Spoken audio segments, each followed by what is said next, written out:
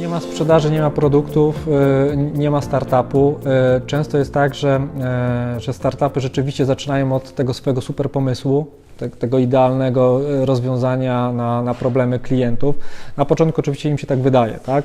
Sprzedaż to nie jest tylko wystawianie faktur, to nie jest tylko oferowanie produktu, który już jest gotowy, ale to też weryfikowanie, walidowanie tego, czy nasz pomysł rzeczywiście przy tak zwanym zderzeniu z rynkiem on się sprawdza, tak? Czy rzeczywiście klient potrzebuje tego, czy ma taki problem, który my chcemy rozwiązać, a nawet jeżeli on by go chciał rozwiązać, to byłoby to dla niego zbyt kosztowne.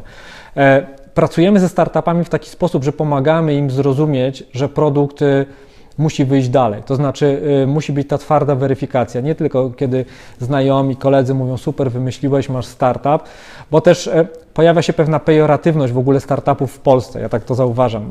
My generalnie podchodzimy do tego, że chcemy współpracować z młodymi ludźmi, którzy mają takie pomysły, na które już na przykład eksperci nie wpadną albo widzą w sobie zbyt dużo zagrożeń, czy też wokół siebie. I to jest ta różnica i to jest ta wartość jednocześnie, którą my dostrzegamy, natomiast pomagamy też w takim obszarze, powiedzmy tego obszaru takiego mniej sexy, to znaczy są konkretne spotkania z klientami, jest krytyka, jest negatywny feedback od klienta, że komuś to nie odpowiada, ktoś by chciał coś innego i tak dalej. Jakby pomagamy to uporządkować, to znaczy pomagamy startupom doprowadzać do tego, że ich produkt jest akceptowalny przez klienta. Jeżeli to jest B2B, załóżmy obszar, to znaczy mieści się w strukturze kosztów, które sobie zaprognozowali czy zaplanowali po to, żeby na przykład generować wzrosty, po to, żeby być bardziej konkurencyjni, po to, żeby na przykład zdywersyfikować swoje przychody, czy też inaczej się spozycjonować na rynku. Także wprowadzamy metodologię, ale nie taką, którą my narzucamy, tylko którą my wypracowujemy wraz z startupem. To, co też dzisiaj było powiedziane podczas prezentacji, nie ma złotego środka. To klient w dużej mierze decyduje, to branża, w której jesteśmy, to środowisko. Pojawiało się dzisiaj sformułowanie, że jest czas mobilu. Pewnie tak, ale nie dla wszystkich. I w zasadzie ten produkt, to co wymyśliliśmy i to, co chcemy z nim robić, bardzo mocno determinuje, jak te relacje są ustawiane. Często jest tak, że mówimy, ok, wysłaliśmy maile, dzwoniliśmy, ktoś nie reaguje. No, trzeba być też bardziej inwazyjnym. Tutaj wchodzą też w grę takie elementy jak doświadczenie, jak rutyna, jak zderzenie i też jakby tworzenie takiego aliansu między tą młodością, tym potencjałem, tymi pomysłami, a jednak doświadczeniem w sprzedaży i rozumieniem tego klienta, bo nie zawsze albo w większości klient nam nie mówi prawdy, jeżeli nie jest czymś zainteresowany, bądź też na przykład ocenia nasz produkt. Także tak to wygląda w dużej mierze.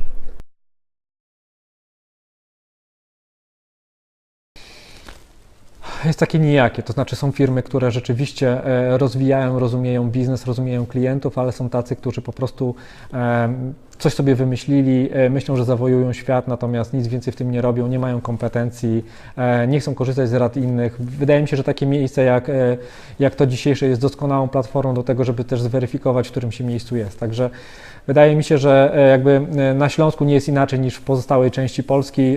Są perełki, są rzeczywiście ciekawe pomysły, natomiast najważniejszy jest ten potencjał i chęć działania, to znaczy po prostu ktoś chce robić ten biznes i patrzy na to długoterminowo, bądź po prostu chce się chwilę pobawić i jakby nie wiąże z tym dalszej jakiejś tam przyszłości.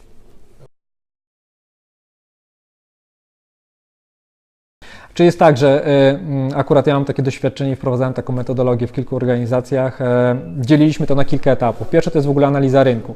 Mówię tutaj też o takich produktach, gdzie jesteśmy w stanie już w jakimś stopniu ocenić te potrzeby klienta, bo oczywiście często w startupach jest tak, że ta potrzeba się dopiero będzie rodziła. Dopiero trzeba ją, w klientach gdzieś tam wyedukować ich i przygotować na to. Natomiast generalnie analiza rynku, koncepcja produktu, przygotowanie pewnego biznesplanu z założeniem, że będą odchylenia, bo to jest normalne. Biznesplan jest jakby pewnym punktem odniesienia. Trudno się kurczowo jego trzymać. Plus ostatnia rzecz to jest takie weryfikowanie już na twardo, czyli mamy MVP, mamy minimalnie satysfakcjonujący produkt i weryfikujemy już z klientami.